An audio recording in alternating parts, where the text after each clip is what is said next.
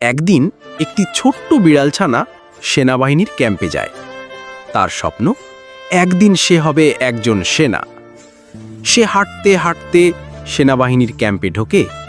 সেখানে থাকা বড় বড় আর্মি অফিসার ও কর্মীরা তাকে দেখে হেসে ওঠে। তুই সেনা হবি? হাহা, তুই তো একটা ছোট দুর্বল বিড়ালছানা। তাদের কথা শুনে বিড়ালছানার মন ভেঙে যায়। চুপচাপ সে বেরিয়ে আসে ক্যাম্প থেকে। তবে বিড়ালছানাটি হাল ছাড়ে না। সে যায় এক অভিজ্ঞ সেনাবাহিনীর অফিসারের কাছে। গিয়ে বলে, স্যার, আমি আর্মি হতে চাই, আপনি আমাকে ট্রেনিং করাবেন?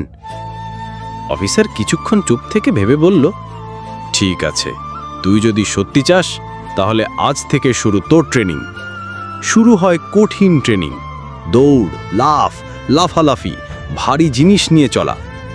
দিন পেরিয়ে যায়, রাত পেরিয়ে যায়, বিড়ালছানাও বদলে যায়। সে লেখাপড়াও করে, শৃঙ্খলা শেখে আর গড়ে তোলে এক শক্তিশালী শরীর। ট্রেনিং শেষ করে সে সেই অফিসারের কাছ থেকে দোয়া নিয়ে বলে, স্যার, আপনার দোয়া নিয়ে আমি আর্মি হতে যাচ্ছি। তারপর বিড়ালছানা আবার আর্মি ক্যাম্পে ফিরে আসে। সবাই অবাক হয়ে তার দিকে তাকিয়ে থাকে। এই সেই ছোট্ট বিড়ালছানা, এখন শক্তিশালী শরীর, চোখে সাহস, মনে স্বপ্ন।